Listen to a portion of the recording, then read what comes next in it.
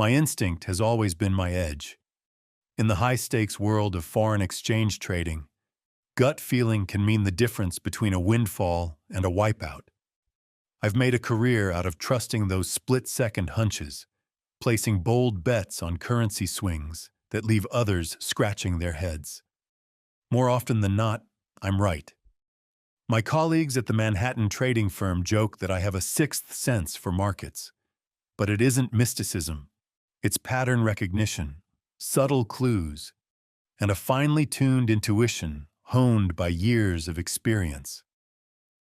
I've learned to trust my gut, whether I'm wagering millions on the yen or simply sensing when something's off in my world.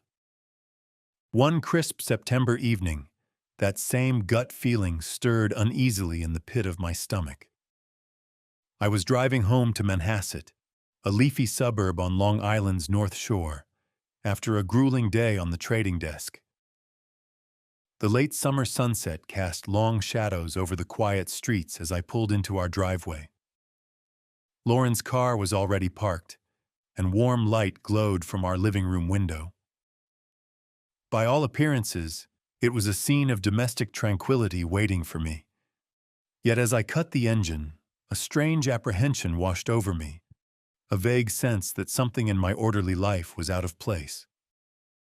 Inside, I found my wife Lauren curled on the couch with her laptop open. She looked up and flashed me a quick smile. "Hey, hun," she greeted me. Her tone was warm enough, but I noticed a tightness around her eyes and a tension in her posture. Lauren was still in her work clothes, a crisp navy blouse and skirt, but her usually impeccable outfit was rumpled, as if she'd hurried home and thrown herself on the couch. A half-empty wine glass sat on the coffee table. Unusual. Lauren rarely drank on weeknights without company. "You're home early," I remarked, setting down my briefcase. My voice was casual, betraying none of the unexplained anxiety gnawing at me. She gave a little shrug. "Finished up a project ahead of schedule, so Jim let me cut out around 5.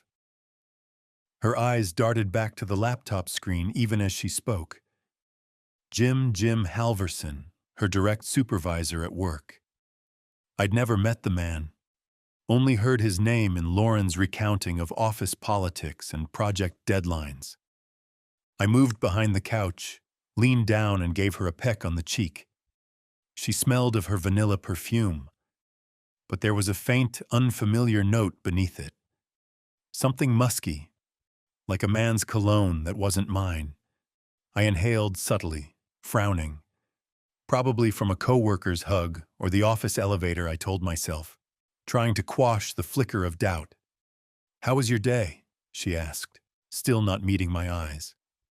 On her screen, I glimpsed lines of text, looked like an email before she quickly tilted the laptop away. I loosened my tie, watching her. Crazy as usual. The European markets are all over the place. I closed a huge position on instinct and saved my firm a bundle, I said. Under normal circumstances, Lauren would tease me about my magic gut. But tonight she only responded with an absent, She was typing something, fingers flying over the keys. "What's so engrossing?" I nodded at the laptop with a light tone. She flinched, just barely, and closed the lid. "Oh, nothing. Just going over tomorrow's presentation slides Jim sent me." She smiled up at me, but it didn't reach her eyes. "How about dinner? I made pasta. It's on the stove." A quick change of subject. The uneasy feeling sharpened. Something was off. Lauren was distracted, almost jumpy, and Jim's name on her lips twice in as many minutes. Unusual, unless work was consuming her thoughts. As we ate dinner at our farmhouse-style kitchen table, I studied Lauren in the soft overhead light. Her light brown hair was still perfectly blown out from the morning, but she kept twirling a strand, a telltale nervous habit. We made small talk about our day. She described an IT project she was managing. I listened, noting every detail. According to her, she and her team had spent all afternoon in the office preparing for a big client meeting next week. Yet she had come home by 5, smelling of a man's cologne, and gulped down wine alone. Why the rush home? And why the nerves? My trader's intuition whispered that her story didn't add up. I felt a twinge of guilt for my suspicions. Lauren and I had been married for 8 years, and I'd never had reason to seriously doubt her before. She was the charming, ambitious girl from Queens I fell in love with a decade ago, now a successful project manager at a tech firm. We'd built a comfortable life together here in the suburbs. We were that picture-perfect professional couple, at least on the outside. But as I watched her push penne around her plate, barely eating, I realized I couldn't remember the last time she'd been truly present with me. Lately, she'd been working late more often. Her reasons always sounded plausible. A critical deadline, a networking event, a co-worker's farewell party. I had accepted them all at face value. Until now. That night, long after Lauren had retreated to an early bedtime claiming fatigue, I lay awake next to her in the dark, staring at the ceiling. Lauren's breathing was soft and steady. She was either asleep or feigning it. My mind churned. For the first time, I allowed the disquiet to crystallize into a concrete fear. Is Lauren having an affair? The thought made my chest ache and my stomach churn. I turned my head slightly, making out her silhouette. She looked peaceful, untroubled, an elegant figure even in sleep. I felt a surge of protectiveness and love, immediately followed by a stab of betrayal at the mere idea that she could be deceiving me. I needed to know the truth. Instinct told me something was wrong, but instinct alone wasn't enough. In trading, if I suspect a market move, I gather hard data to confirm my hunch before betting big. In life, I realized, I'd have to do the same here. I'd have to gather evidence. My gut had opened the case. Now my brain would have to solve it. The next morning, I rose early. My body was on autopilot as I dressed in a charcoal suit and tied my tie with methodical precision. I was due on a 6:30 a.m. conference call with colleagues in London, but my mind was elsewhere. Lauren was still asleep, or pretending to be. She usually woke up with me for a quick coffee chat, but lately she'd been lingering in bed, claiming she was exhausted. Perhaps she really was tired, or perhaps late-night phone conversations or rendezvous were the cause. I quietly padded out to the kitchen. On the counter lay her phone, plugged in to charge overnight. Lauren's lifeline. Normally it never left her side. My heart thumped. She almost always took it to the bedroom, using it as an alarm. Why had she left it here last night? A lapse or a test? I glanced down the hall, listening. No sound from the bedroom. Now or never, I thought. With a mix of guilt and urgency, I picked up her iPhone. The screen was black. When I tapped it, it prompted for her PIN. I hesitated. We both knew each other's passcodes. Early in our marriage, we'd exchanged them for convenience or emergencies, though we rarely used them. Unless she had changed it recently. I typed in the 6-digit code, her birthday. The phone unlocked. A relieved breath escaped me. For a moment, I felt foolish for suspecting her. If she were hiding something dire, wouldn't she change her passcode? Then again, a changed code would itself arouse suspicion. Perhaps she counted on trust to shield her secrets. I steeled myself and opened her Messages app first. A list of recent message threads appeared. A group chat with her sisters, a conversation with Mom, one with a co-worker friend named Kay. Nothing immediately amiss. I scrolled further. There was no chat labeled Jim Halverson, but he wouldn't necessarily be in her personal contacts by full name. possibly under just Jim or even an alias. Scrolling, I saw a Jim with an emoji, a bar chart next to it. Odd, but Lauren often put emojis by friends' names. My pulse quickened. That had to be him. He was in finance at their company. She once said he used to work on Wall Street. I opened the chat. The last message was from 2 days ago, at 11:15 p.m. Can't sleep, thinking of you. Today was incredible. Jay, my vision tunneled as I read it. The words blurred, and I realized I was shaking. This was evidence, albeit circumstantial. Jim obviously felt comfortable sending her a late-night text like that. And today was incredible. What had happened that day? I scrolled up frantically, but the history was short. Lauren must have routinely deleted messages. Damn. The only other texts in the thread were similarly brief and suggestive. A week ago, lunch was fun. We should do that more often. From Lauren, presumably. His reply, agreed. You looked gorgeous today, as always. And then the one from 2 nights ago about incredible. It was enough to make my mouth go dry. 2 nights ago, that would have been Monday. She did get home late Monday, claiming she had drinks with a girlfriend after work. I remember she texted me around 9 p.m., still out, don't wait up. I'd fallen asleep before she came home. Now I wondered if drinks with a girlfriend was actually a romantic rendezvous with Jim, culminating in that effusive text. I quickly took screenshots of the conversation and emailed them to myself from her phone, using my personal email address.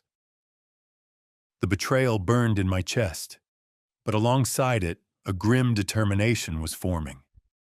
Part of me wanted to march into the bedroom, confront her with these words, demand an explanation. But my instinct, that prized instinct, urged caution. Don't tip your hand. If I exploded now, I might get lies, half-truths, denials. She'd become more secretive and make it harder to get full evidence. No. If I was going to act, I needed overwhelming proof and a plan. In the markets, I never gamble without stacking the odds in my favor. This situation would be no different. I noticed the phone battery was now fully charged. I carefully placed it back exactly as I found it and left the kitchen, heart pounding. I'd review the screenshots later, no time now, as I had to join my work call. But I had seen enough to know my gut had been right. Something was going on between Lauren and Jim. Throughout my morning meetings, I was on autopilot. Thankfully, trading was light, and I didn't have to make any risky calls. My colleagues' chatter washed over me. All I could think of was Lauren. Why? Why would she do this? Was it something I did or didn't do? Had I been too absorbed in my career, leaving her lonely? Our marriage wasn't perfect, but I thought we were doing well. We rarely fought. We had an easy rapport, a comfortable routine, maybe too comfortable. I felt a pang of pain and anger imagining her seeking excitement or validation from another man. And not just any man, her boss, Jim Halverson. I visualized the little I knew. He was in his mid-40s, about 10 years older than us, and fairly high up at her tech firm. Lauren had always spoken of him with respect, saying he was a brilliant strategist, a hard driver who got the best out of his team. There was admiration in her voice when she mentioned him. Had I missed a note of affection too? My jaw clenched. The power dynamic of a supervisor and subordinate affair made it even uglier to me. He had authority over her career. What kind of man abuses that trust for an affair? If their company's HR found out, Jim could be in serious trouble. Many firms fire supervisors who sleep with their employees, no matter how consensual, to avoid conflicts and liability. The thought of his downfall gave me a grim satisfaction. But that was premature. First, I needed proof that their relationship was more than suggestive texts. That evening, I put my plan in motion. Over dinner, which I barely tasted, I told Lauren I had an upcoming work trip. I need to be in London for a week to meet some clients, I lied smoothly. In truth, no trip was scheduled, but I wanted to see her reaction. If Lauren was entangled with Jim, the news of my absence could prompt her to arrange time with him. She paused, fork midway to her lips. London, when? 2 weeks from now, I said, sipping my water. The second week of October. Lauren resumed eating, a touch too casually. Oh, that's short notice. But that sounds exciting. I shrugged. Part of the job. You know how it is. I speared a cherry tomato, then added lightly, maybe you could come along for a few days. We could get a little vacation out of it. It was a bluff. I had no intention of taking her on any trip, but I wanted to gauge her interest. If she was having an affair, she might decline, preferring I go alone. She indeed shook her head. I wish I could, but we're launching the new software platform that week. Jim's counting on me to manage the deployment. Ah, Jim again. I nodded with a thoughtful frown. Right, of course. Another time then. After dinner, Lauren offered to clean up, which was unusual. Perhaps she wanted me out of the kitchen so she could check if I meddled with her phone. I stifled a bitter laugh at the irony, her trying to cover tracks while I played the clueless husband. I walked into our home office and quietly closed the door. Logging into my desktop, I pulled up the email with the screenshots from her phone. Seeing those texts on a large screen twisted the knife in my heart. I saved the images to a secure folder, evidence item #1. I also logged into our family cell phone account online. Luckily, we were still on a shared plan. I navigated to the call and text logs for Lauren's number. Bingo, a certain number, with a Manhattan area code, appeared frequently, at odd hours, late evenings, weekends. The logs didn't show content, of course, but I recognized the number's last 4 digits, the same as Jim's contact in the texts. He was contacting her almost daily, and there were quite a few calls that lasted 30 minutes or more, often on nights when I remembered Lauren stepping outside to get some air or driving to the store. Blood pounded in my ears as I printed the call log highlighting those entries. It was damning by itself. What work call lasts 45 minutes on a Saturday at 10 p.m.? Evidence item #2. I wasn't proud of snooping through her private data like this.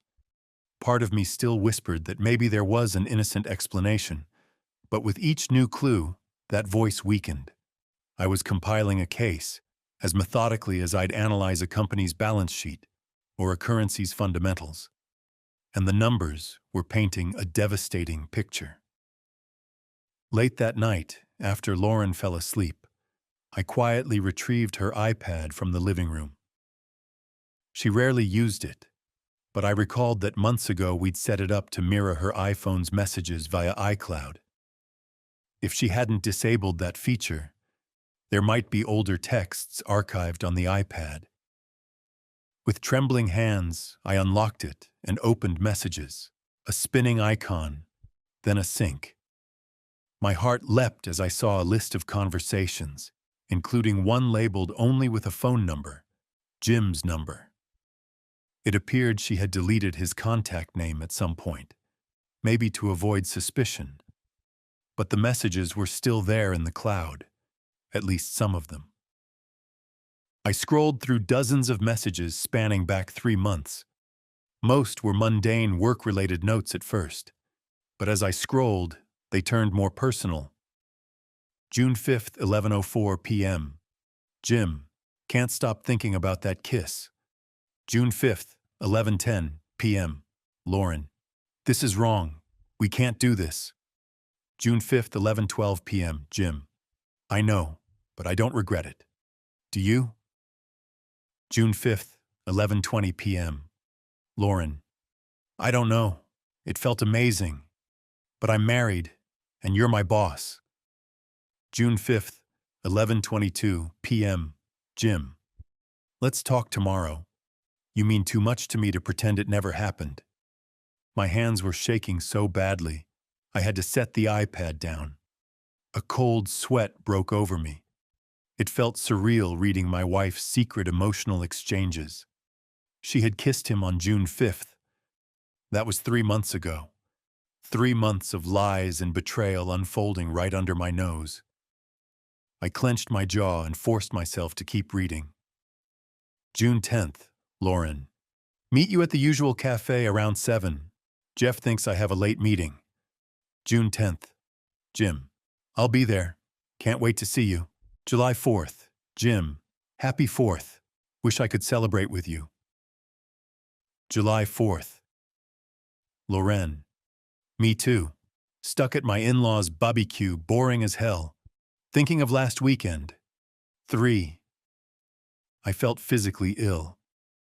On July 4th, we had indeed been at my parents' barbecue, and I remembered she was on her phone a lot, which I teased her about. She had just smiled and said she was texting a work friend who was also bored on the holiday. That work friend was Jim, and last weekend presumably meant they were together while I was away on a business trip in late June. A red haze clouded my vision. I had seen enough, more than enough. My marriage was a sham, my wife's fidelity broken. Part of me wanted to wake her up that instant, shove the iPad in her face and demand answers. But I didn't. I carefully forwarded the entire text thread to my email, evidence item #3. Then I powered off the iPad and returned it to its spot. Back in bed, I lay rigidly on my back, my mind a whirlwind of anger, hurt, and oddly, clarity. The advantage of having all this evidence was that I no longer doubted myself or my gut. It's real. She's cheating on me with Jim. The facts were indisputable now. And with that certainty, a new resolve formed. I would not be a hapless victim in this story. I would take control, just as I do in business when a situation goes sideways. In the markets, when someone betrays your trust or plays you false, you make them regret it. You hit back hard, strategically, and without mercy, ruthless. That was a word competitors had used to describe me in the trading pits. I've ruined careers with a single well-timed market play. Now, I would marshal those same skills to destroy the people who were dismantling my life. Lauren and Jim thought they were being clever, sneaking around in the shadows.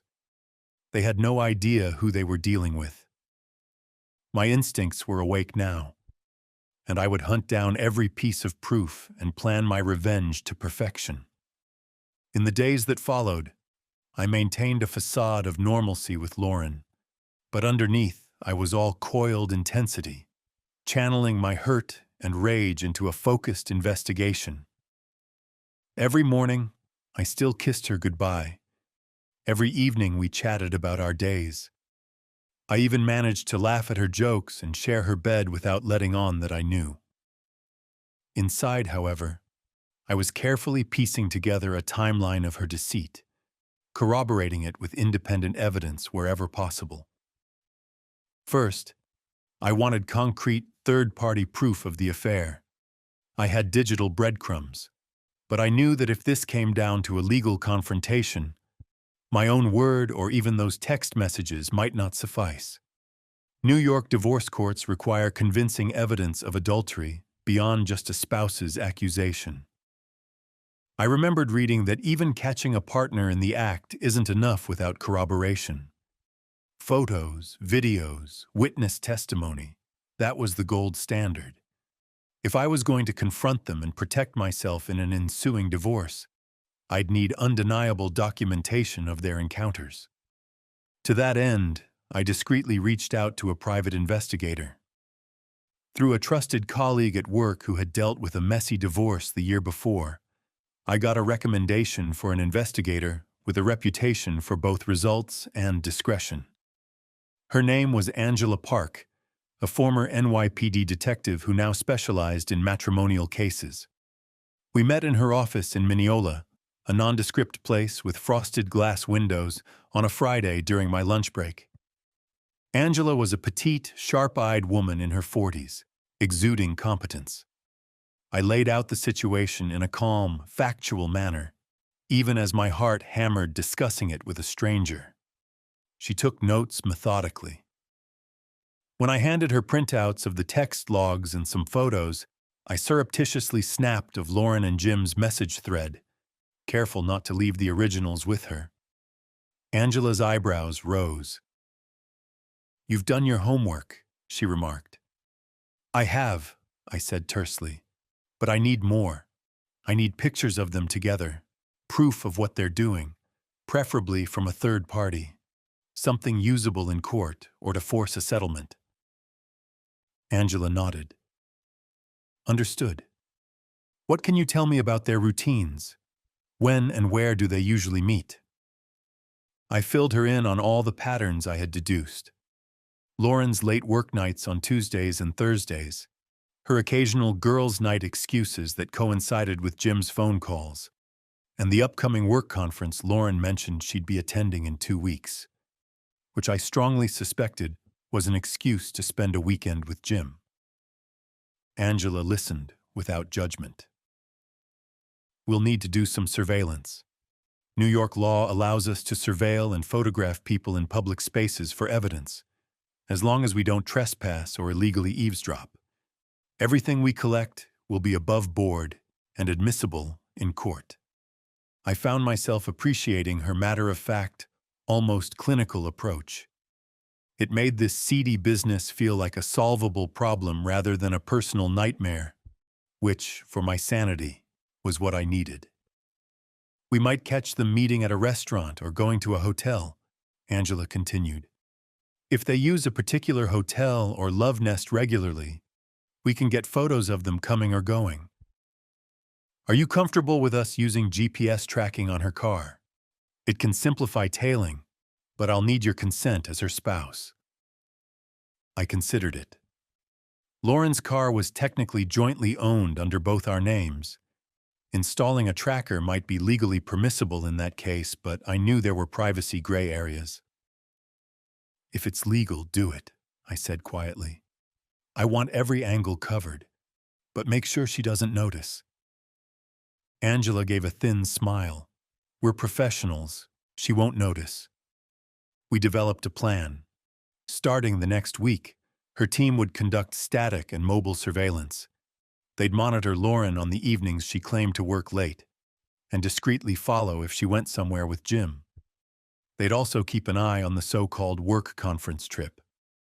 I provided Lauren's itinerary for that weekend, which I'd sneakily found printed in her work bag, a 2-day Tech Innovators Summit at a resort upstate. I also gave them photos of Lauren and of Jim. I'd pulled Jim's headshot from her company's press releases online. Angela assured me that by the end of a couple of weeks, I'd have a dossier with videos or photos confirming the affair. The retainer fee was hefty, but money was the least of my concerns. I was a top earner at my firm. I could afford this. What I couldn't afford was being played for a fool any longer. Before I left, Angela gave me a gentle warning.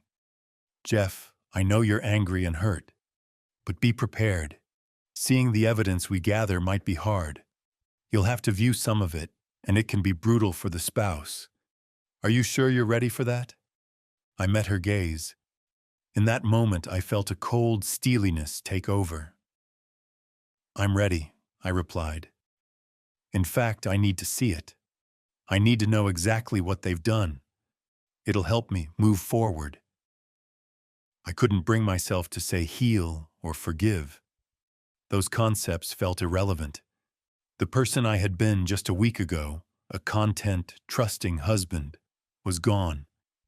In his place was someone new, someone calculating and focused on retribution. That very evening, I got my first taste of what surveillance would uncover. Angela texted me around 8 p.m. using a coded message. Your package is out for delivery. That was our prearranged signal indicating her team was tailing Lauren at that moment. My stomach clenched.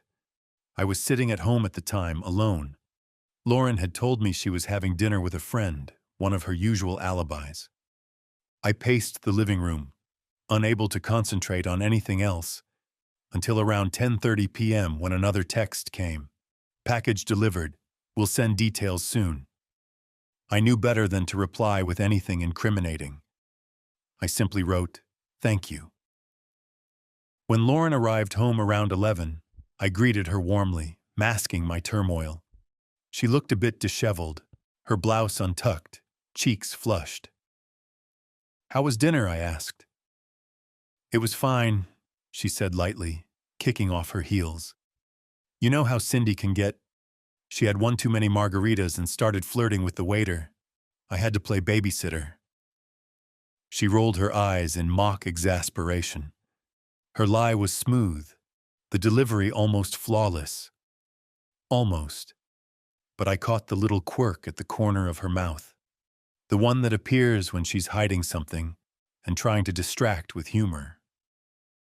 I forced a chuckle. Sounds like quite a night. Inside, I was boiling, imagining that she might have spent the last few hours in Jim's arms and then come home to me with such a glib story made me want to scream. Instead, I excused myself, claiming exhaustion, and headed to bed. She joined me soon after, falling asleep quickly. I, however, lay awake, waiting patiently until her breathing was slow and deep.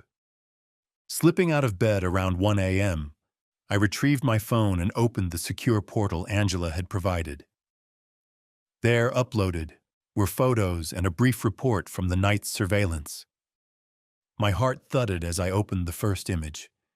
It was grainy, taken from a distance, but clear enough.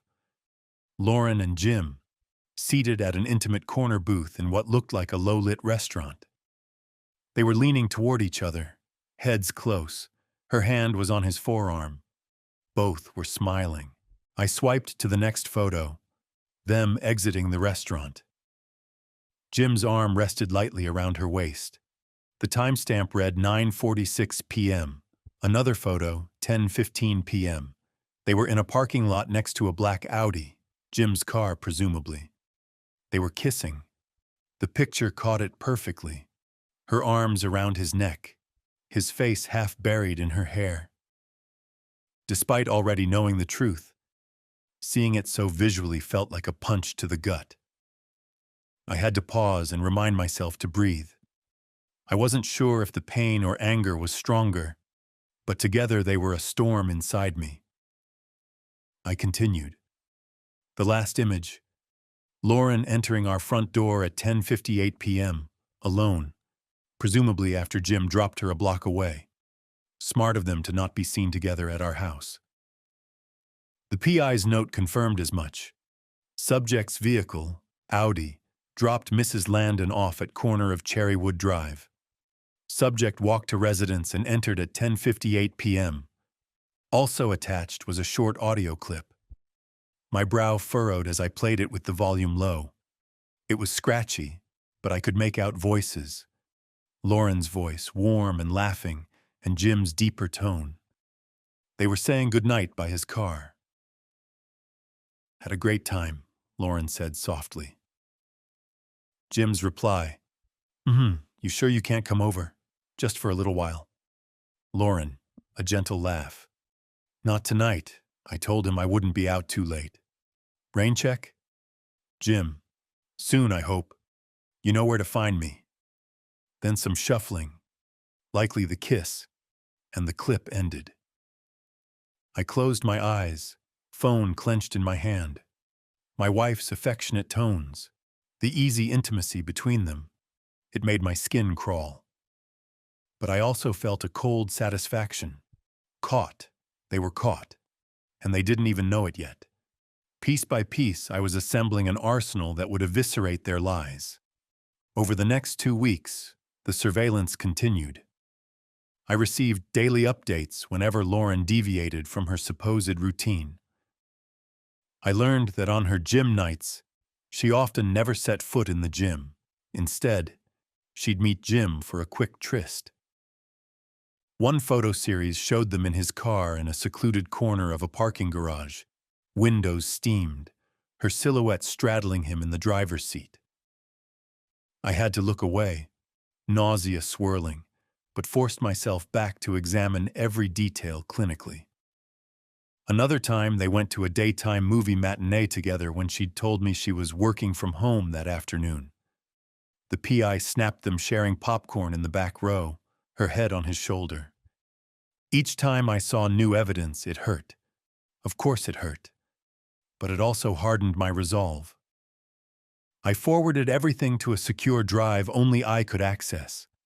I also kept a running log of dates, times, and details of every lie Lauren told me about her whereabouts, matching them to the truth I now knew. Tuesday the 12th. She said she was at a late client meeting. In reality, PI had her at the Marriott with Jim from 7-9 p.m., and I had a photo of them entering a room together. Saturday the 16th. She claimed a spa day with a girlfriend. In reality, she and Jim took a ferry to Fire Island for the day. I had a snapshot of them holding hands on the ferry deck. The thoroughness of their deceit stunned me at times. They had a whole second life carved out within the shadows of our real lives. But they were also reckless in their confidence that I was oblivious. They used marital funds freely to fund their liaisons, which did not escape my notice.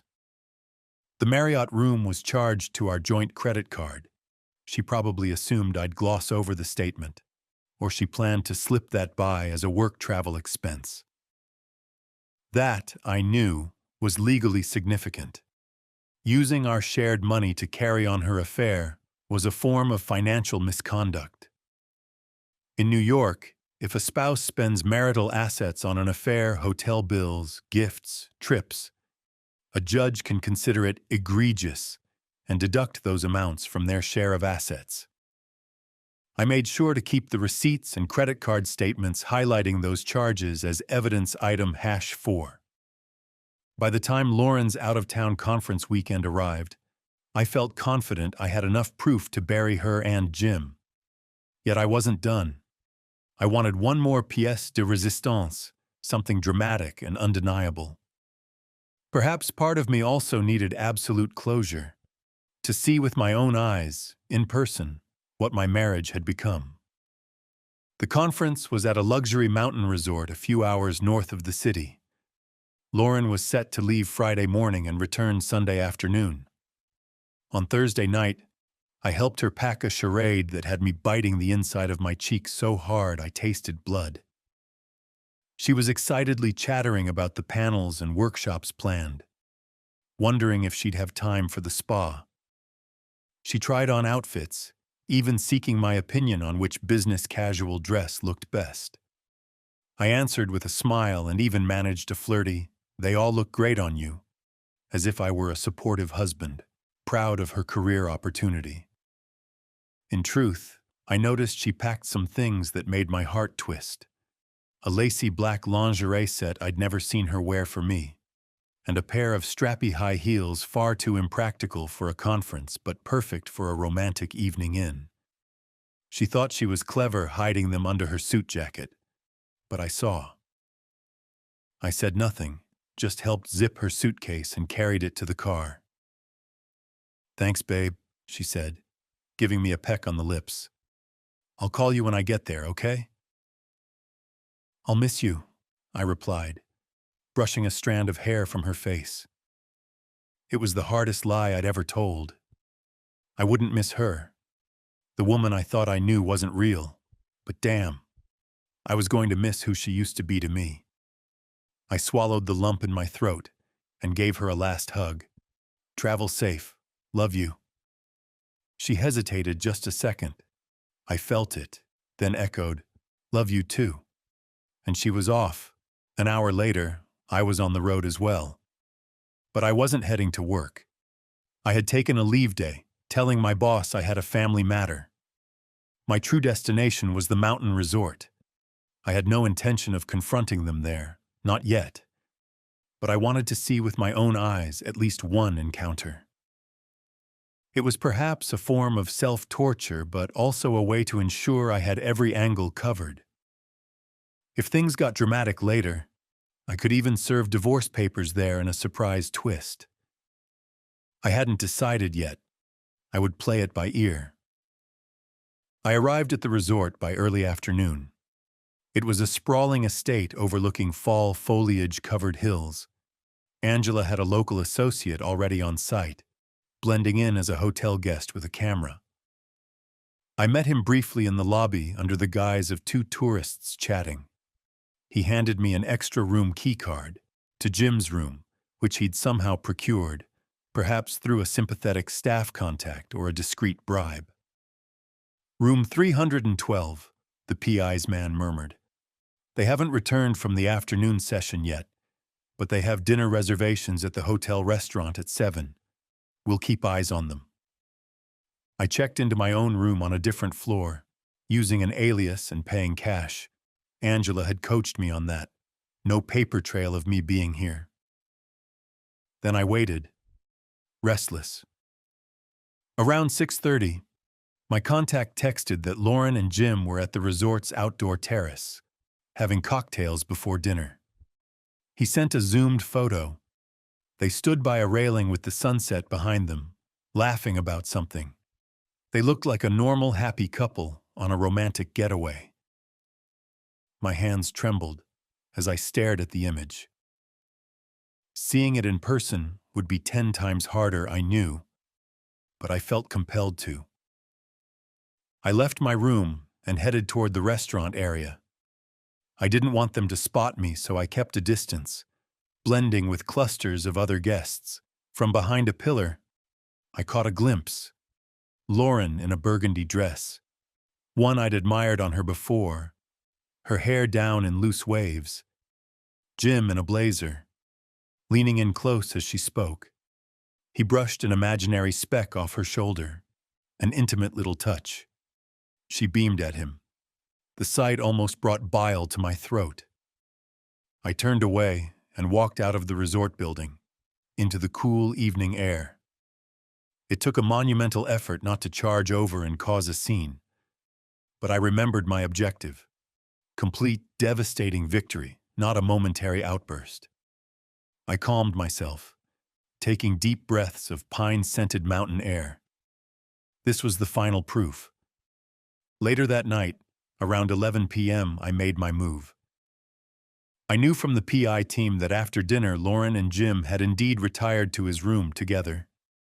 They had booked separate rooms for appearances, since it was a work event. But clearly they had no intention of using both. Jim's room 312 was in a quiet wing of the resort. I approached the door quietly, heart hammering in my chest. I wasn't sure what I planned. Maybe to overhear something, or even snap a damning photo if the door was ajar. I certainly didn't want to barge in. I wasn't ready for a confrontation. As I neared, I heard muffled voices through the door. Voices raised, not in passion but in argument. I pressed myself against the wall next to the door, straining to listen. "Told you I would. Just give me a little more time," came Jim's voice, irritated. Then Lauren, angry whisper, "You've been saying that for weeks. I'm starting to think you're stringing me along." My ears perked up. This didn't sound like lover's bliss. It sounded like conflict. Jim sighed loudly. "It's complicated. You don't just walk out of a 15-year marriage overnight. I have to consider my kids and how to handle the finances. I promised you I'd talk to my lawyer, and I did. It's in motion." I realized with a jolt, Jim is married too. Married, with children apparently. I hadn't known that. Lauren had never mentioned it, and I'd been so focused on her deception I hadn't dug into his personal life deeply. A new surge of anger coursed through me. These two were wrecking not just one marriage, but two families. Inside, Lauren responded, "In motion? It's been 3 months since we said we'd be together. You keep telling me to be patient. Meanwhile, I'm lying to everyone, sneaking around, feeling like a horrible person." Her voice cracked, and I realized she was crying. "I left Jeff at home and he has no idea. I can't keep doing this, Jim. I can't live a double life forever." A bitter smile formed on my face. Fake tears, Lauren? She had zero qualms doing this for months, but now her conscience appears. More likely she was upset Jim wasn't matching her commitment. Jim's tone cooled. "If it's too hard, maybe we should just take a break." "No," Lauren said quickly, voice rising. "Don't say that. I need to know there's an end in sight. That you'll leave her. That I'm not wrecking my marriage and my career for nothing." My blood ran cold at her words. Wrecking my marriage, she at least acknowledged that much. But it sounded like she wasn't ready to let me go until she was sure Jim would leave his wife. So she was hedging her bets, keeping me in the dark as a backup plan. How considerate. Jim responded, more softly now. I heard the creak of the bed or furniture. Maybe he moved closer to her. "Lauren, hey, I'm sorry, you're right. You deserve clarity. Listen, I'll tell her soon. I just need to find the right time. My son graduates high school in the spring. I was hoping to wait until after that so as not to ruin his senior year. But if you need it sooner, maybe after the holidays, okay? January. Fresh start for everyone." There was a long pause. I imagined him holding her, smoothing her hair while feeding lies. He was stalling, that much was clear. And Lauren, in her desperation, might accept it. She sniffled. "After the holidays, that's 2 more months." 2 months, and then we're free to be together properly, he cooed. "You can leave Jeff, I'll leave my wife. We'll do it right. You know I love you." "I love you too," she murmured. I had heard enough.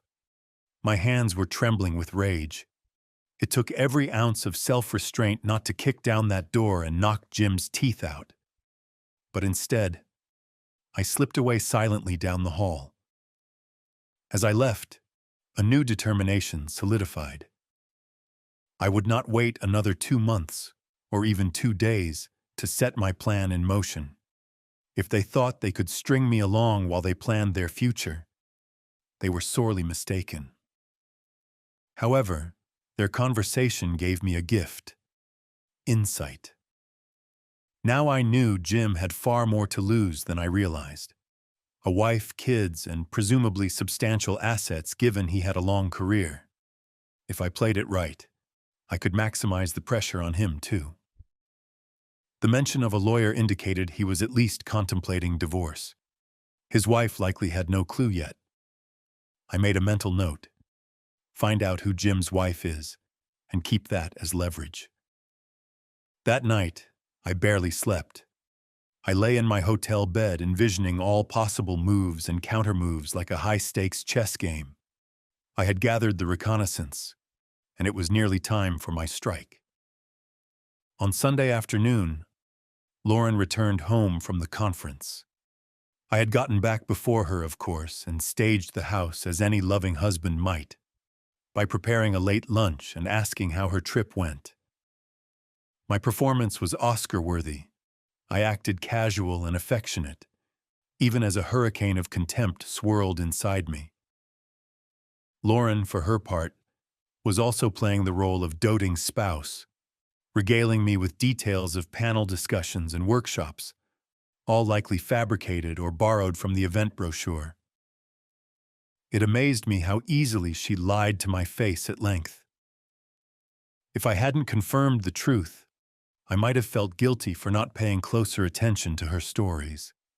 I noticed she omitted mention of how tiring the trip was, perhaps because she had actually gotten plenty of rest in Jim's arms.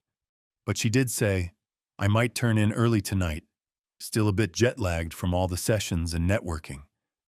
Jet-lagged. from a trip in the same time zone. I simply smiled and said I understood. We settled into our Sunday routine. She unpacked and did laundry. I watched a bit of football. Outwardly, we looked like any normal couple winding down the weekend. But I was merely biding my time. I had already contacted my attorney on Friday, during a break in my own clandestine trip. My attorney, Daniel Reese, was a bulldog of a divorce lawyer known for his strategic brilliance. I had consulted him initially under the guise of estate planning weeks ago, an excuse to vet him discreetly. After receiving the PI's trove of evidence, I updated Daniel with everything. He was frankly astonished by the thoroughness of what I'd collected. "This is a slam dunk for proving adultery," Daniel said over the phone. "You have photographic evidence, hotel receipts, and even the timeline of her lies. We can absolutely file for divorce on grounds of adultery, and she won't have a leg to stand on. We'll subpoena the PI as needed to authenticate the surveillance in court." "I assume she doesn't know you know?" "Not a clue," I confirmed. "Good. The element of surprise is powerful. We should hit her with everything at once. File the complaint, serve her, and possibly even notify her employer if you want to pursue that angle. But let's discuss your goals. Are you aiming for a favorable settlement quietly, or do you want to make this very public?" I didn't hesitate. "I want her and her lover's reputations ruined. Public, if possible. I'm not inclined to be merciful or discreet about this." A hardness edged my voice that seemed to even give Daniel pause. He cleared his throat. "Understood. However, be aware that public scorched earth tactics can sometimes complicate proceedings, especially if she decides to fight back out of spite. But given the evidence, she has little to gain by fighting. We could use the threat of public exposure to get her to agree to terms that benefit you, such as waiving any alimony or a disproportionate share of assets. Technically, adultery doesn't automatically bar her from getting something, but judges frown on an adulterer, and if we show she spent marital funds on this affair, we can claw that back." I interjected. "She did. I have records of hotel charges, dinners, etc. on our joint card. And one trip they took, I suspect some of it was on her corporate card too, which might interest her employer." "Oh, really?" Daniel sounded almost gleeful. "That is interesting. If the boss was misusing company funds to carry on the affair, the company will want to know. They won't take kindly to being defrauded or having their events used as cover." We discussed an aggressive timeline. I wanted to file immediately. New York has a residency requirement and various filing formalities. But Daniel assured me we could have a complaint ready within days. We agreed that Tuesday morning he would file the divorce complaint at the Nassau County Courthouse, citing adultery as the grounds. Normally, no fault is simpler, but citing adultery would send a message and be a tactical move. Under New York's rules, proving it would require evidence beyond just my say-so. But we had that in spades. The complaint wouldn't detail all evidence, but it would list instances, and we could attach some exhibits under seal if needed. Then, serving her the papers at an impactful moment was next. I had a devious idea for that. Lauren and Jim usually had a regular Monday morning staff meeting at their office. Through her calendar, I still had access to her cloud account, which synced her work schedule. I saw they had a team meeting on Monday at 9 a.m.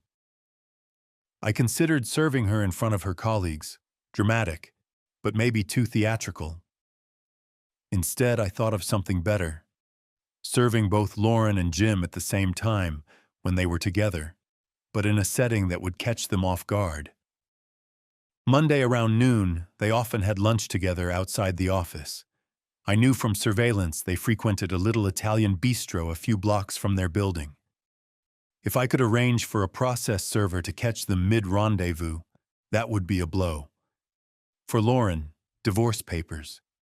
For Jim, I contemplated sending a warning shot, Maybe a letter to inform him that he'd be subpoenaed, or even serve him with a notice related to the divorce, like a deposition subpoena. While he wasn't a defendant in the divorce, we could still involve him as a third party. I asked Daniel about this. We can't sue him directly for the affair. New York abolished those alienation of affection lawsuits, but we can subpoena him as a witness, which would be embarrassing and potentially disruptive. Also, nothing stops us from informing his employer or his wife about his conduct, as long as we stick to the truth. I want to notify his wife, I said coldly. She deserves to know. Plus, it'll put more pressure on him.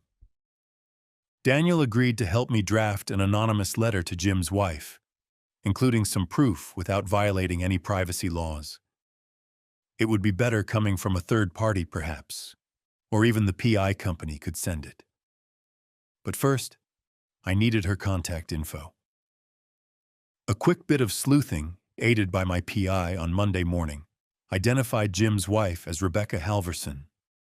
A social media search showed she was active in local philanthropy, and we even found an address for the Halversons in an affluent part of Nassau County. I had Angela's team drop a package of printed photos, including a few choice ones of Jim and Lauren kissing, in an overnight envelope to that address with no return sender. It would arrive Tuesday. I also decided to send an anonymous tip to the HR department of Lauren and Jim's company. On Monday afternoon, from a throwaway email account, I wrote to the general HR email. It is an open secret in the office that manager Jim H. has been engaging in an inappropriate sexual relationship with his direct report, Lauren L. This violates company policy and has created a hostile work environment.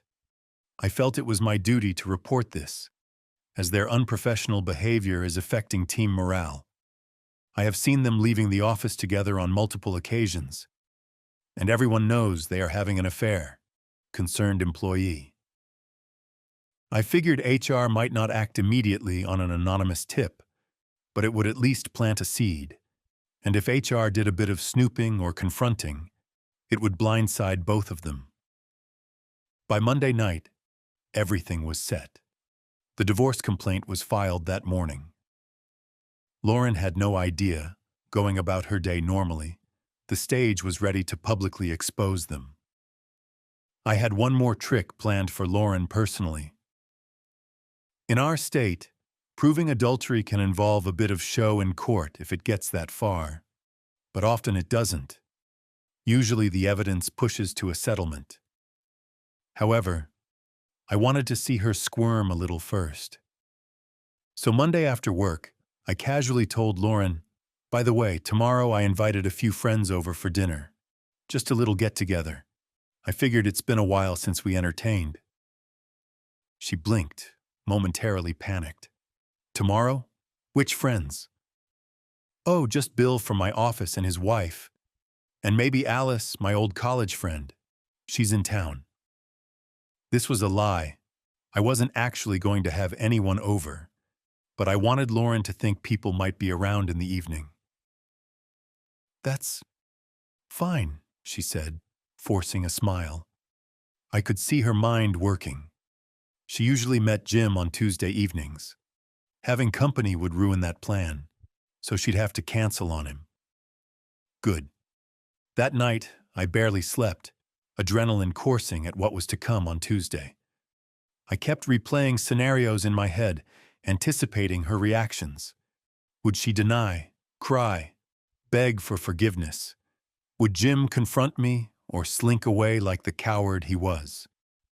Tuesday dawned crisp and sunny. I dressed with care navy suit, the one Lauren always complimented, and left home early before Lauren. I had a busy itinerary. Meet the process server at the bistro by noon. But before that, coordinate with Daniel for any last-minute adjustments. Around 9:30 a.m., I got a text from Angela, the PI. "HR meeting happening now, heads up." I quickly called her from a private line. She reported that one of her subcontractors inside the company, she apparently had sources everywhere, Told her Lauren and Jim got summoned by HR first thing. It seemed my anonymous email had prompted action. My heart raced. This was perhaps earlier than I expected. HR wasted no time. Angela didn't know the outcome yet, but this development might throw them off balance. I was pleased. It meant they were already under stress, even before my hammer fell. By noon, I was stationed inconspicuously in the vicinity of the Italian bistro. The process server, a burly guy named Frank, was waiting across the street with the envelope containing the divorce papers. I had instructed him to approach their table and serve Lauren very publicly. If Jim was there, even better, he'd witness it. Sure enough, at about 12:10, I saw them arrive. They walked side by side down the sidewalk. But interestingly, with a noticeable gap between them. They didn't touch or smile. In fact, they appeared to be in a heated discussion. Lauren's face was flushed, and Jim was gesturing in frustration. I wondered if the HR meeting had rattled them. Perhaps they'd been warned or questioned, and now were blaming each other. They sat at an outside table, still looking tense. Lauren was saying something emphatically, and Jim ran a hand through his hair, looking exasperated. I couldn't hear from my position, but I didn't need to. I gave Frank a nod. Time for the show. I watched from a safe distance by a newspaper stand as Frank approached their table. He held the envelope in one hand and a folded paper in the other. I knew the script. He would confirm her identity and announce the service. Frank stopped by their table. I saw Lauren look up at him, puzzled. Jim glanced warily while Frank spoke. I couldn't make out words over the street noise, but I imagine it was Lauren Landon. She nodded reflexively. He then set the envelope on the table and said loud enough for surrounding tables to hear, "You've been served, ma'am." Lauren's face went sheet white. Even from afar I could see the blood drain, her mouth fall open. She stared at the envelope like it was a snake. Jim was frowning, saying something to Frank. Frank turned to him, and per my request, handed Jim the second paper he carried, a subpoena notice for a deposition in the divorce case, scheduled a few weeks out. It wasn't legally necessary at this stage, but it was a way to formally rope him in. "Mr. Halverson, you are also served with a subpoena as a third-party witness," Frank said briskly. I had insisted on that wording, purely to let any bystanders know what was happening. I think I saw a smirk on Frank's face as he walked away. He'd clearly enjoyed the dramatic delivery. Lauren and Jim just sat there in shock. Lauren picked up the envelope with trembling hands and looked around wildly, perhaps searching for me. I was partially concealed behind a parked van. Her eyes passed right over me without recognition. She tore open the envelope and hastily scanned the first page. I knew what it said. A summons notice and verified complaint for divorce citing her adultery with particulars, dates and places of known meetings, etc. She put a hand to her mouth. Jim leaned over to read, and I saw him flush red even from a distance. He said something to her. It looked like, "Oh my God," or an expletive. Lauren suddenly stood up from the table, knocking her chair back. She looked completely unsteady. Jim stood too, reaching out as if to steady her, but she yanked her arm away from him. I realized she must have seen his name in the paperwork. We had indeed listed co-respondent Jim Halverson in the complaint details, not a defendant, but naming him as the adulterous partner. That alone would have made his heart skip. Now it was not just a private matter, but his name in legal records associated with adultery. They exchanged some terse words. I wished I could hear. Lauren then bolted, actually turned and half ran down the sidewalk with the papers in hand. Jim called after her, but then stopped, apparently thinking better than to chase in public. He looked around, face contorted with anger and panic. For a moment, I thought he might spot me, but I ducked behind the van's hood. When I peeked again, he was striding off in the opposite direction, phone to his ear, likely calling his lawyer or maybe even me. But I hadn't gotten any call. I let out a breath I didn't know I'd been holding. It was done, served in broad daylight, in public. It couldn't have gone better. The nearby diners were staring and whispering. Surely this scene would be office gossip by the afternoon. Now it was time for the final confrontation, the one I actually craved most, facing Lauren with all my cards on the table. I headed home to wait. As expected, around 1 p.m. my phone rang. Lauren's number. I answered calmly. Hello? There was silence, except for ragged breathing. Then Lauren's voice, small and broken. Jeff, where are you? At home, I said evenly. Where are you? She let out a shuddering breath. Can we talk, please? Her once confident musical voice was now trembling like a child's. I almost felt pity. Almost. Of course, I'll be waiting, I replied, and hung up. It took her only 20 minutes to get home. She must have grabbed a cab. I was sitting in the living room, evidence files spread on the coffee table in front of me, when the front door flew open. Lauren rushed in, still clutching the crumpled divorce complaint. Her face was a mess of tears and smeared mascara. She looked at me with a desperate, pleading expression I'd never seen before. Jeff, she cried, voice cracking. It's not what you think. I raised a hand to stop her and spoke, calm and cold. Don't insult me with lies, Lauren. Not anymore. I stood, feeling strangely detached as months of rage and sorrow threatened to surge. I had to stay composed to deliver the blow. On the table I had laid out printed photos, her and Jim in various compromising positions. As her eyes darted to them, she let out a strangled gasp. Sit down, I said, gesturing to the armchair across from me. She hesitated, then sank into it, the complaint papers sliding from her fingers to the floor. She knew there was no point pretending now. The evidence was literally staring her in the face. For a moment, the only sound was the ticking of the wall clock. I observed her, this woman I had loved and trusted, now revealed. She couldn't meet my eyes. Good. In a voice devoid of emotion, I began, I know everything, every lie, every betrayal. I motioned to the files. I have phone records, text messages, photographs of you and Jim sneaking around. Hotel bills you tried to hide. I know you spent our money on your affair. I know about the conferences being a romantic getaway. I even know about conversations you had with him, like your little plan to leave me after you were sure he'd leave his wife. Her head snapped up at that. His wife? You know about... She stammered. Yes, I know he's married too. Congratulations. You managed to double the lives you were ruining. My tone was acid.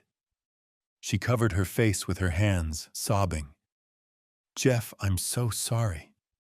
I never meant to hurt you. I'm so sorry. I felt a flash of anger at her tears. Now you're sorry. Sorry you got caught, more like. She shook her head vigorously. No, it just happened. I didn't know how to stop it. Spare me. I leaned forward, fixing her with a steely gaze. You had countless chances to stop. Every time you lied to my face and went to him, you chose to continue. Don't you dare play the helpless victim now. My voice rose, the first crack in my cool. I trusted you. I loved you, Lauren. I would have done anything for you, and you threw it all away for that bastard. She flinched at the word. Between sobs, she tried. I was going to end it. I swear, I was going to end it with him. Things just got out of control. I laughed harshly. End it. When? After the holidays, like he promised? Her eyes widened. Clearly she was shocked, I knew that. I continued, relentless. That's right, I heard you. I was at the resort, Lauren. I heard you begging him to leave his wife. And yet you still came home to me and said nothing. Lauren's mouth opened and closed, wordless. She looked utterly defeated. I was a coward, she whispered at last. I was too afraid to tell you. I didn't want to lose you until I knew for sure what I was doing. She wiped her face with shaking hands. Jeff, I know you can't forgive me. I don't expect you to. But please, we can handle this privately. Please don't do this. She gestured to the legal papers on the floor. Divorce me if you have to. I deserve it. But don't ruin my career. Please. I raised an eyebrow at that. So that's her angle now, appealing to mercy for her career. Your career, I repeated slowly. You mean the career you risked by screwing your boss on company time? Do you think you deserve to keep it? My voice was icy. She choked on another sob, unable to respond. I went on. Newsflash. Your HR already knows. Someone tipped them off. I omitted that I was that someone. By now, they're likely preparing disciplinary action. Did you really think you and Jim could violate every rule and get away with it forever? He's your direct supervisor, a huge conflict of interest, not to mention gross misconduct. They can fire both of you for cause, and it wouldn't even be legally contested. Lauren's eyes filled with fresh horror. It was clear she hadn't fully considered that consequence until now. Oh God, she moaned. Oh God, what have I done? I almost felt a twinge of pity seeing her so shattered. But then I remembered my own pain and the indignities she put me through. My resolve hardened. I leaned back, crossing my arms. What you've done, Lauren, is destroy our marriage and my trust. Now you're going to face the consequences. Here's what's going to happen. You will not contest this divorce. You will accept whatever settlement my lawyer deems fair, and fair means you get very little. I'm keeping the house. I paid for it entirely. You'll keep your car and personal belongings, that's it. I'll even let you keep the measly 401k in your name. I could go after you for dissipating marital assets on your affair, those thousands on hotels and gifts. But I might let that go if you cooperate. She stared at me, stricken. Jeff, we've been married 8 years. I only worked the last 5. You can't just leave me with nothing. But her tone lacked conviction. She said it almost like she knew she had no leverage. I cut in sharply. Watch me. You forfeited any sympathy when you cheated, and I can leave you with nothing if a judge sees fit. Did you read the part about egregious marital misconduct? Probably not. So let me enlighten you. New York law lets the court consider your behavior, especially spending money on adultery, when dividing property. Not to mention, you're likely to lose your job, which ironically might make you think you deserve alimony. But don't get your hopes up. Your adultery won't automatically bar support. But judges have discretion, and I have a pile of evidence to make you look really bad if we go to court. So if I were you, I'd agree to no alimony. Because if you try to push for it, I will drag every sordid detail of this affair into the courtroom and make sure it's on the record. Lauren's face was now flushed red with humiliation and fear. She attempted to compose herself, perhaps realizing negotiation was her only option. Jeff, please, let's not go to court. We can mediate. I'll agree to whatever you want, just please don't destroy me. I know I deserve punishment. But please, her voice broke again. I regarded her coldly. Destroying you? No, Lauren, I'm not just destroying you. Jim will be ruined too. Did you know his wife gets a lovely package of photos today? And possibly your HR will have more than an anonymous tip soon. Maybe a direct complaint. Maybe a lawsuit, if I feel like being creative. Jim could face sexual harassment claims. Even if you say it was consensual, other employees might claim favoritism or hostile environment. He'll be toxic at that company and maybe in the whole industry. He deserves it. To my surprise, Lauren didn't look pleased by that. She looked anguished. Perhaps despite everything, she did have feelings for him and didn't relish seeing him ruined. Or maybe she was just overwhelmed. She sniffled. I broke everything. I ruined us. Jeff, I am so sorry. I know it's too late, but I did love you. It wasn't your fault. You were always good to me. Hearing that almost cracked my composure. Almost. Because deep down, I had loved her so much, and part of me wanted to grieve aloud that lost love. But I steeled myself. If you ever truly loved me, you wouldn't have done this. Love is a choice, Lauren, and you chose to betray me repeatedly. She sobbed anew, nodding. You're right. You're right. I have no excuse. There was a heavy silence. My tirade had left me drained, and her sobbing was quieter now, acceptance creeping over her features. After a moment, she asked in a small voice, What happens now? What do you want me to do? Right now, Jeff. I took a deep breath. The initial confrontation was over. She was broken, now to finalize the power balance. Right now, you'll pack a suitcase and leave this house. Go stay wherever, a hotel, your sister's. I don't care. This is my house, and until we sort the divorce, I don't want you here. Legally, the house was in my name from before marriage, which helped my stance. She opened her mouth, perhaps to protest about having nowhere to go, but then closed it and merely nodded weakly. You'll get yourself a lawyer, a decent one, but make sure they know you're not to play games. If your lawyer tries to drag this out or slander me, I've instructed mine to file subpoenas for everyone. Your boss, your co-workers, even friends who might know something. It will be a scorched earth war. I don't think you want that. She shook her head fervently. No, I don't. I'll tell whoever I hire to settle quickly. I promise. For a fleeting instant, I felt a pang of something like sorrow, seeing her like this. This wasn't the triumphant feeling I imagined. It was hollow.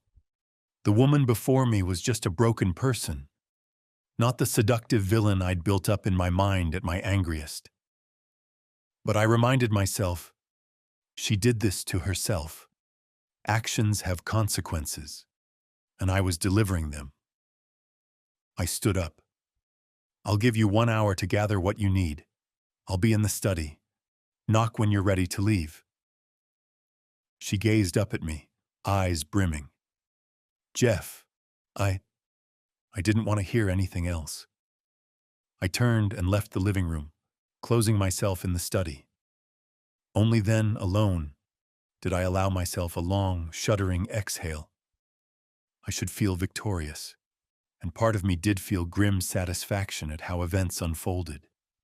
But another part felt heartbreak, plain and simple. I stared at the wall of my study where a framed photo of our wedding still hung. I walked over and took it down. In the picture, we were so young, beaming with joy on that June afternoon. I had truly believed we'd be together forever. How tragically naive. I set the photo face down on the shelf. There would be time to mourn later. For now, I had to see this through to the end. About 45 minutes passed before I heard a soft knock on the study door. I opened it to find Lauren standing there with a small rolling suitcase. Her eyes were red, and she looked exhausted. I'm ready, she murmured.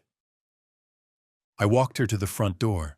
As she stepped out onto the porch, She paused and looked back at me, as if hoping for some parting kindness or word of farewell. I gave none. I simply said, "You'll hear from my lawyer. Take care of yourself." It was a strangely gentle ending to such a storm, but I couldn't muster more rage. I'd run out for the moment. She nodded, fresh tears slipping down her cheeks. Without another word, she turned and walked to her car. I watched as she drove away, the afternoon sun glinting off the car until it disappeared down the street. In the days that followed, the fallout from the affair cascaded through every aspect of Lauren and Jim's lives, exactly as I had engineered. I stayed in close contact with Daniel, monitoring each development with a detached, clinical interest. This was the end game, and I intended to win on all fronts. First came the professional repercussions. As expected, Lauren and Jim's employer didn't waste time. On Wednesday, 2 days after the lunch-serving spectacle, I got word, via Angela's inside contact, and also from Lauren herself in a brief, formally worded email, that both of them were placed on administrative leave pending an investigation.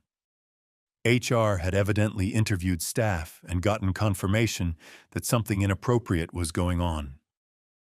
Perhaps they even confronted Lauren and she confessed. I wasn't sure. The company's code of conduct strictly prohibited relationships between a manager and direct report without disclosure, and these two hadn't exactly been discreet. By Friday, I heard that Jim resigned, likely an option given to him to avoid outright firing. High-level as he was, the company probably wanted him gone quietly. Lauren, meanwhile, was terminated. The official reason was violation of company policy, and they cited unprofessional behavior. It didn't help that an anonymous envelope had shown up at their HR department with copies of a few salacious photos of her and Jim in the office parking lot. Courtesy of me, I decided to seal their fates by ensuring HR had undeniable proof. With that, her career at the firm was dead. She called me once after it happened, perhaps wanting to vent or seek solace out of habit, but I let it go to voicemail. She didn't leave a message. There was nothing to discuss anyway. Jim's downfall, however, was even more satisfying. The letter to his wife Rebecca did arrive, and it hit like a bomb. Through some mutual acquaintances, Long Island social circles are surprisingly tight. I learned that Rebecca threw Jim out of the house almost immediately. There were rumors that she was seen at a local attorney's office known for representing wives in high-net-worth divorces. Good. That meant Jim would soon be in the same boat as Lauren. No, worse, because he had kids and a long marriage, so his divorce would likely cost him a fortune. One of my friends in the finance industry also told me in confidence that word had spread about why Jim left the company. The industry gossip mill labeled him as the exec who had an affair with an underling and got caught. He would have a hard time finding a similar position soon, at least locally. His reputation was in tatters, just as I wanted. Meanwhile, the divorce proceedings between Lauren and me moved swiftly. Daniel was a master at leveraging our advantage. Lauren's attorney, she chose a rather run-of-the-mill family lawyer, initially tried to float the idea of mediation and counseling, as if this could be reconciled. Perhaps at Lauren's behest, maybe she still hoped to salvage something emotionally. I shut that down immediately. Through Daniel, I conveyed that reconciliation was off the table, and that this would only be about terms of separation. Faced with the mountain of evidence and her own vulnerable position, jobless, at fault, with me holding most marital assets, Lauren didn't contest much. Within a month, we had a draft settlement. I waived any claim to her small retirement account and personal savings, which weren't much, and I agreed not to pursue an egregious misconduct argument to claw back the affair expenses, in exchange for her waiving spousal support and vacating the house immediately. She also agreed to an uncontested divorce on adultery grounds, meaning she effectively admitted to it. That was more about my need for the record than anything, but I wanted it noted. There was a moment in a four-way meeting with the lawyers where I had to see her again. It was surreal. We sat across a conference table, formal and distant. She looked like a ghost of herself, thinner, hair unkempt, dressed in a conservative outfit that seemed thrown together.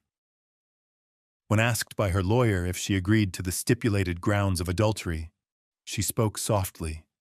Yes. She didn't look at me, but her voice was thick with shame.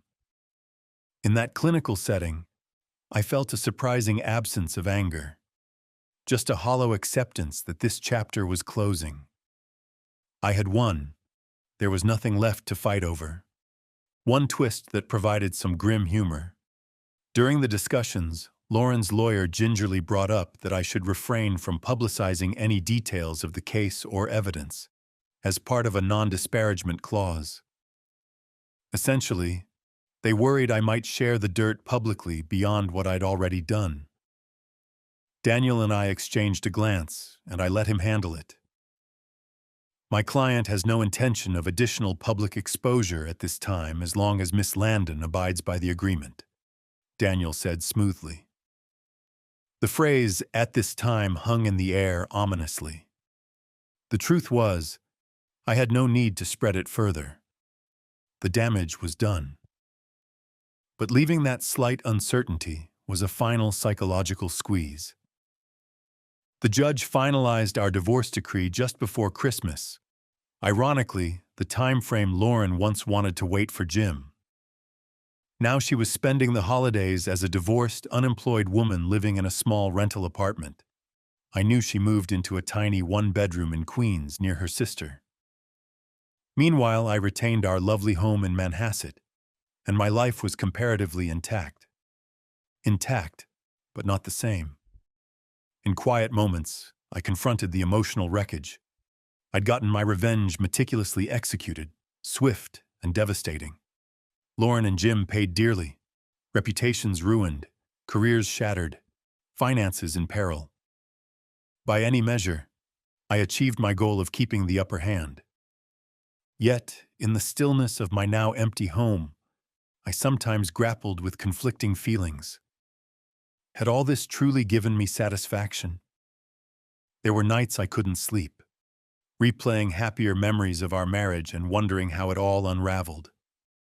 But each time sorrow threatened to soften me, I recalled the gut-wrenching moment I read that first incriminating text, or the image of them in that hotel. Then the righteous anger returned, reassuring me that yes, they got what they deserved. One evening in January, a few weeks after everything settled, I received an email from Lauren. I hesitated before opening it. It was brief. ***, Jeff. I know I'm the last person you want to hear from. I just wanted to say again how deeply sorry I am for all the pain I caused you. You didn't deserve any of it. I accept the outcome as just. If I could go back in time, I would. But I can't.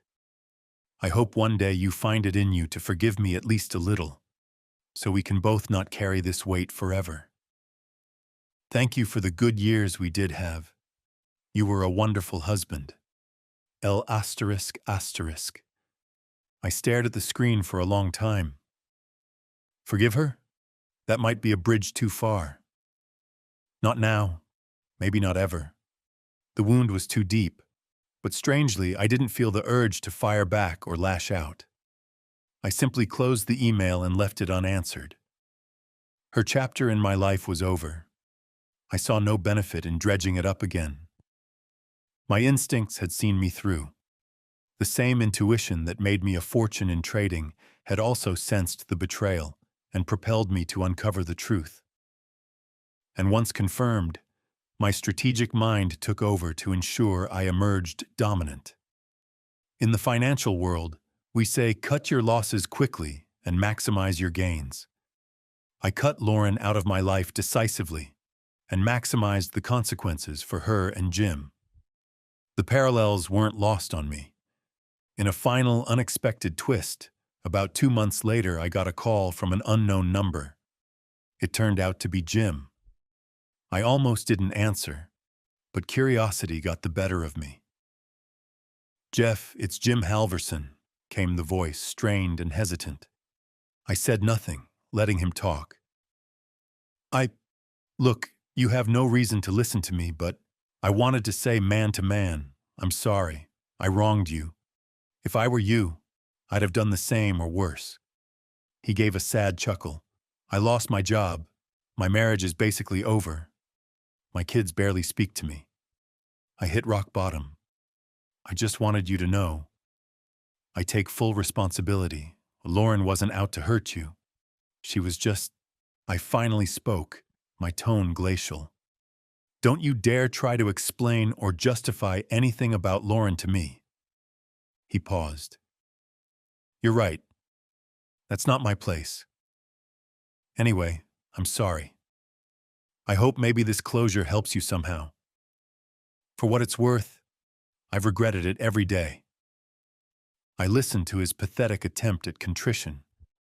Perhaps old me would have taken some satisfaction in hearing him acknowledge my vengeance.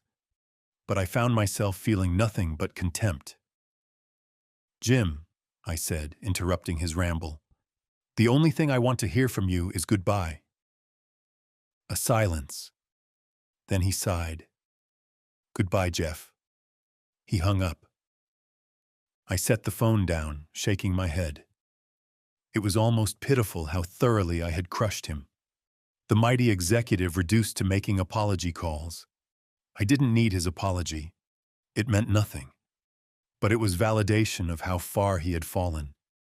That night, I stood on my back patio, looking out at the barren winter trees. It was quiet, just the distant hum of traffic on the LIE carrying on the wind. I sipped a glass of bourbon to toast the end of this dark saga. There was a certain peace in knowing I hadn't crumbled. They tried to make a fool of me, and I turned it around on them spectacularly. In that sense, I felt powerful, in control of my destiny once more. As I drained the glass, I thought about trust and intuition. I realized my instincts would likely always be on high alert from now on, whether in business or with people. Lauren's betrayal taught me a costly lesson, but at least I had not ignored my gut when it mattered most. In a way, I trusted myself more than ever now. I breathed in the cold air and let it out slowly. The sharp, direct, grounded man that I was, that I am, had weathered the worst storm of his life and come out on top. Ruthless. Yes, I had been. And I wore it like armor, without shame. Sometimes, to survive and protect what's yours, you have to be ruthless. I protected my dignity, my assets, and served justice in a way no court ever truly could. That was satisfying. Finally, I allowed myself a small, grim smile in the darkness. The price of their betrayal had been exorbitant, and they paid in full. Meanwhile, I remained standing, perhaps a bit scarred, but unbroken and still holding all the cards. In the end, Jeff Landon came out of this nightmare exactly as I intended, with his head high, his instincts vindicated, and firmly in a position of power.